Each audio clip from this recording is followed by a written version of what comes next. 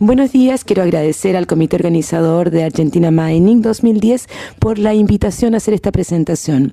El título son Horizontes Analíticos, un horizonte analítico en la exploración de cobre y oro. Primero, una mirada general.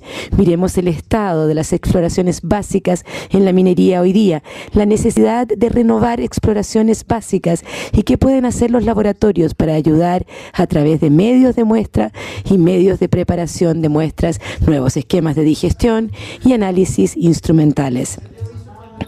La minería global está en una espiral descendiente para encontrar nuevos recursos con la expansión de la última década.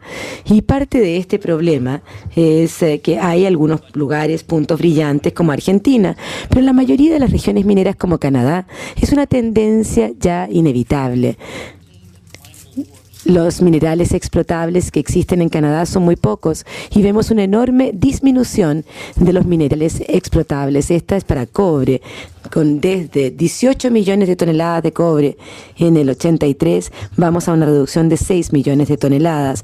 Y lo mismo lo podemos ver para otros metales, como el níquel con esta caída, el zinc con un 73% de caída, el plomo un 90% de caída de 10 millones de toneladas a 1 millón de toneladas existente. Incluso el oro, que han desarrollado nuevas reservas en los 80, en los 90, muestra una caída de 40%. ¿Cuáles son los factores detrás de esta declinación?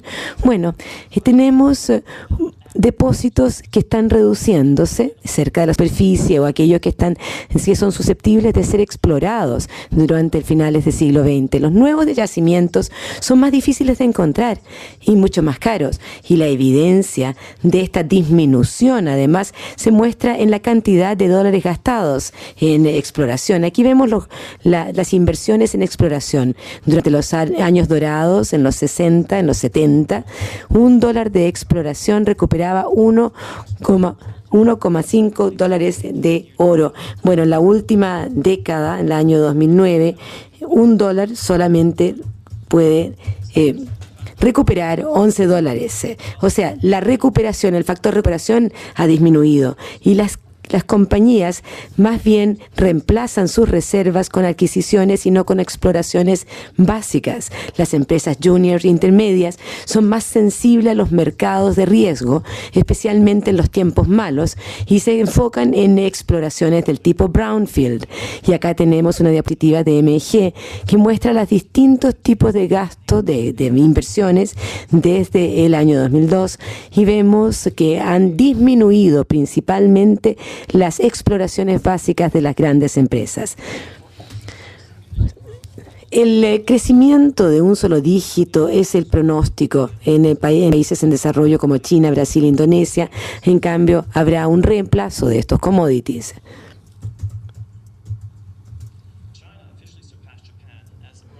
Japón, como la segunda economía en el año agosto del 2010, justamente el mes pasado. China se proyecta como la economía más grande desde el año 2030 o incluso antes. Esto es un artículo del Economist.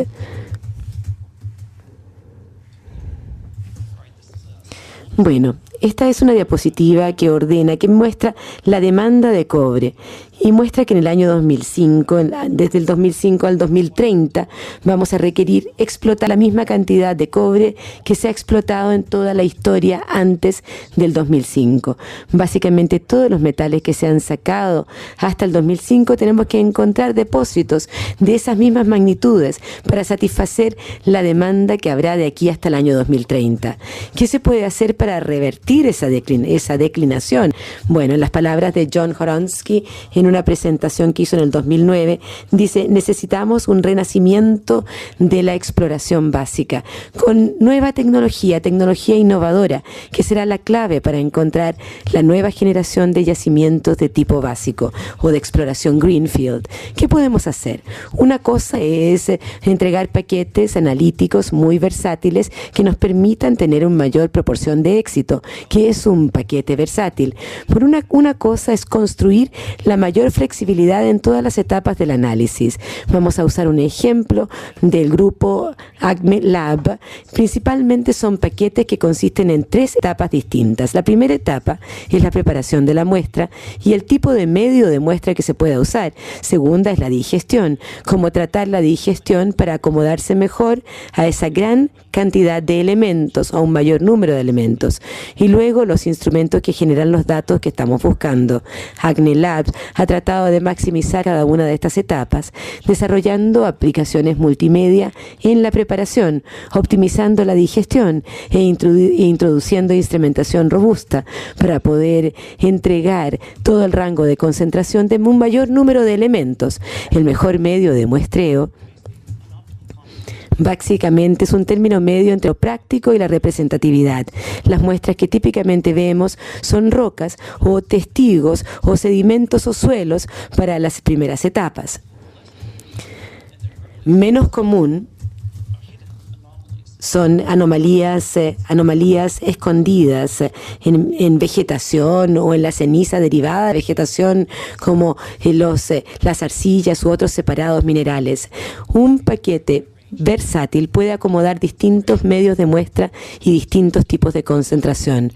Si vemos uno solo de estos medios, la arcilla y la separación que podemos formar, se ha trabajado mucho últimamente en esto y es parte de la investigación realizada, pero aquí hay silicatos que normalmente no son interesantes porque no contienen el metal buscado, simplemente diluye la señal buscada. Pero analizando un sustrato específico como la arcilla, se puede maximizar la señal. Y acá vemos uno de nuestros técnicos que está trabajando con una muestra de arcilla, se produce una pulpa, se baja la fracción pesada mayor a 2 micrones y esta fracción, la solución, la ponemos en una centrífuga de alta velocidad para poder extraer la fracción de arcilla. Y este es un estudio caso donde se usa la fracción arcilla de British Columbia. Es un ambiente porfírico y el mapa que estamos buscando son desde una escala de 120 kilómetros, 1 a 120 kilómetros este-oeste, representa las muestras tomadas en 4.000 kilómetros cuadrados. El trabajo se hizo en el 95, analizando una amplia gama de elementos y el patrón con colores muestra las muestras anómalas. Los puntos amarillos en esta área son las trazas de los sistemas porfíricos. De hecho, hay 2 minas en esta área. Hubo una glaciación en la última glaciación y los glaciares iban de noroeste a sureste. Y todo el patrón en color naranja que ustedes ven en esta zona son las anomalías de cobre que muestran el cobre, que es algo interesante de ver. Luego tomaron las muestras y las mandaron a nosotros para un retratamiento. Tomaron las muestras del archivo, reanalizamos, primero hicimos una separación de la arcilla. Vemos los mapas producidos a partir de esto. Aquí abajo encontramos nuevas apariciones de cobre, en el cobre que se había encontrado en la fracción de arcilla. Y acá encontramos nuevos muestras de molibdeno por el molibdeno encontrado en la separación de la arcilla. Y eso no estaba visible en la primera inspección, en los primeros muestreos. Uno importante es la lithocarb. Aquí vemos la fracción más gruesa que encontramos en las muestras de sedimentos y de suelo. Y muchas veces nos llegan estos materiales, solamente se hace un screening y se bota, pero aquí se entrega un material geológico interesante. Las muestras cuestan mucho dinero recolectar esas muestras y los fragmentos de roca pueden entregar un registro geológico que nos hablará de las alteraciones o las mineralizaciones de un ambiente. Acá vemos de más cerca estas lithocarbs de mineralizaciones. Acá vemos extractos de la muestra que nos entregan respuestas y pueden decir al laboratorio que en la fracción podemos luego hacer otro estudio para producir estas tarjetas, estos cards. Ahora veamos el tema de la digestión. ¿No sería ideal lixiviar? Bueno, es importante que no sea demasiado débil ni sea demasiado fuerte. O sea, la paradoja ideal. La digestión es una mezcla de ácido clorhídrico, ácido nítrico y agua. Es bueno para extraer todos los metales nativos que se puedan encontrar en una muestra, como oros, plata, platino, cobre y otros, pero también los sulfitos, los carbonatos, los fosfatos, ignorando los silicatos. También da flexibilidad porque entrega distintas opciones de tamaño de muestra. Muchos laboratorios, cuando hacen un análisis múltiple, les dan una digestión de 0.5 gramos y podemos ver las muestras en el fondo del tubo de ensayo. Nosotros introdujimos una digestión de muestras grandes, hasta 30 gramos. ¿Y por qué? ¿Cuál es el propósito? Primero, un tamaño mayor de muestra puede dar una capacidad cuantitativa de comparación para metales preciosos como el oro. Y a través de un estudio de 2 años, recolectamos todo el análisis que se producía por los ensayos de fuego y también analizando el oro en nuestros paquetes y los graficamos en este gráfico XY. La línea oscura muestra todas las muestras.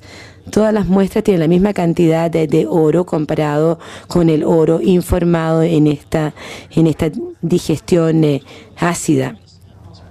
Todas las muestras, la amplia mayoría de las muestras, están agrupadas en esta línea igual XY, o sea, nos dan una relación bastante directa. Ahora, si vemos el análisis, toda la etapa de análisis, queríamos usar nuestra instrumentación y en parte la razón es poder analizar tantos elementos como sea posible y que están en baja detección. En muchos terrenos, muchas veces hay más de un estilo de mineralización. Por ejemplo, cuando estamos buscando cobre, un terreno de cobre porfírico, podemos encontrar también oro-plata epitermal, ya sea un sistema de baja o alta sulfidización, o podemos encontrar oro-plata mesotermal o posiblemente metales base como skarns que alojan tungsteno u otros elementos. Y este es un esquema bastante simple de un sistema porfírico que antes le mostraba con la mineralización de cobre cerca de la base, con skarns a la derecha y con alta sulfidización, con un sistema de oro de alta y baja sulfidización.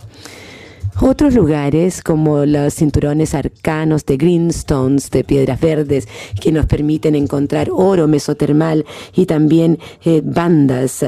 Y bueno, eso también son terrenos para encontrar masas volcanogélicas de depósitos como plomo y cobre. Y también depósitos magmáticos de níquel y cobre, PGE. Los esquemas de instrumentación robusta nos dan capacidades de análisis de múltiples elementos para commodities y también elementos pathfinders que se encuentran en la mayoría de los tipos de depósitos. Y esto, en el fondo, planea para encontrar cosas que no andábamos buscando. Es el concepto del serendipity y del azar. Digamos, cuando los minerales están en el trasfondo, en la muestra, se ven realmente y al verlos en el fondo, podemos saber qué es lo que hay de anomalía. Acme Lab usa este paquete, los instrumentos integrados en nuestro InkSync, en nuestra tecnología, para poder dar todo lo anteriormente mencionado. Cuando analizamos uno de estos instrumentos, ¿qué es lo que hace? Bueno, mide la luz, básicamente. Utiliza un plasma de alta temperatura, de manera que cuando la muestra pasa a través de ella, produce luz y pasa con un grado de refracción y produce una longitud de onda. Cada longitud de onda corresponde a un elemento que impacta un detector. Mientras más alta la intensidad, más alta la concentración de ese elemento en particular. También usamos espectrometría de masa y eso también utiliza un plasma de alta temperatura. Cuando la muestra entra al plasma, produce iones que pasan por un filtro cuádruple y este filtro luego todos los elementos que no nos interesa los censa y el elemento de interés impacta el detector contando los átomos del elemento de interés. Esta es la tabla periódica. Bueno, en un paquete versátil bueno podemos entregar una variedad amplia de elementos y este es el paquete donde ofrecemos un suite de todos estos elementos que comprenden metales preciosos como plata y oro y también metales traza o metales de transición, mejor dicho, metales base y también elementos Pathfinder, elementos que nos permiten hallar las trazas y elementos de energía en conjunto con todos ellos. Y en la versión extendida de este paquete entregamos 14 elementos más en la misma digestión, con el mismo análisis, con más metales preciosos, con platino y también elementos Pathfinder muy interesantes y más. Y podemos agregar una serie completa de elementos a este paquete. ¿Para qué nos servirían? Bueno, estamos buscando distintos depósitos de distintos estilos, metales que se encuentran en los depósitos que también nos pueden actuar como pathfinders de alta sulfidación de los epitermales para encontrar oro y plata. Y también estos pathfinders están dispuestos en los paquetes y con todos los sistemas de baja sulfidización para encontrar litio, rubidio y cesio disponibles en el paquete extendido y los sistemas porfíricos, de nuevo, la mayoría de los elementos están disponibles en el paquete base, pero los sistemas porfíricos también pueden encontrar platino, ¿no? Y paladio. Los depósitos Skarn, la mayoría de los elementos que buscamos son óxido de cobre, oro, y los depósitos VMS, distintas fuentes de metales bases en estos depósitos, son distintos depósitos, como decía, que se pueden detectar con estos paquetes y con este esquema. Los depósitos de uranio.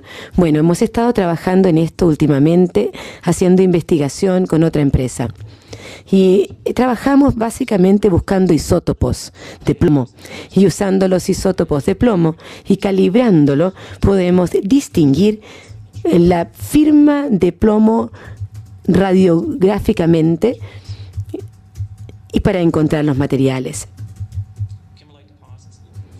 acumulados, depósitos acumulados. Para encontrar diamantes podemos encontrar una suite de elementos que identifica las trazas de kimberlita y estos son buenos ejemplos. En este caso es para Diamond Corp, un cliente nuestro que busca diamantes en el norte de Canadá.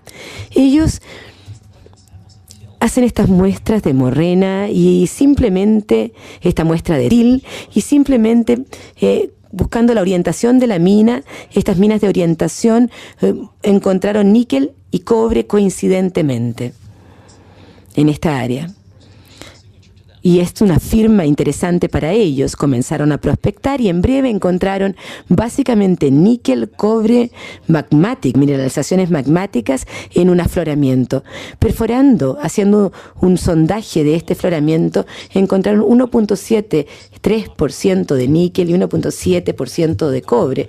Una mineralización masiva de níquel y cobre, en otras palabras. Ahora, en cuanto a los límites de detección, en un paquete como este podemos producir bajas concentraciones reportables y reproducir bajas concentraciones de oro hasta 1.2 y hasta 2 ppb de plata. Y muchos depósitos que se han encontrado tienen plata como metal asociado y pudiendo encontrar la plata hasta 2 ppb los transforma en pathfinder interesante. Ahora, en el estudio de caso, ¿dónde ha tenido un beneficio esto? Esto es Geologie Québec. Michael Bormier hizo esta investigación en un área que se conoce como depósitos de oro tipo Carlin. Hicieron un estudio en el 65 recolectando sedimentos de flujos de agua y usaron ahora la absorción atómica y encontraron que no habían trazas de depósito Carlin en estos sedimentos de flujos, aunque una muestra se recolectó justo abajo del depósito, justo agua abajo del depósito. Los depósitos no se muestran. Entonces mandaron esta muestra a nosotros Tenían una muestra en el archivo, la mandaron para análisis y la analizamos con el paquete. El resultado daba una traza de metal de oro que se podía ver hasta 2 kilómetros flujo abajo o río abajo. Cuando hicieron el análisis encontraron que el background del área era 0.3 ppb de oro. Y en el valor más alto que encontraron inmediatamente flujo abajo del depósito eran 5 ppb de oro. Ahora básicamente no se veía. Con la tecnología antigua no se lograba ver porque estaba bajo el límite de detección, pero con un método como este era absolutamente discernible.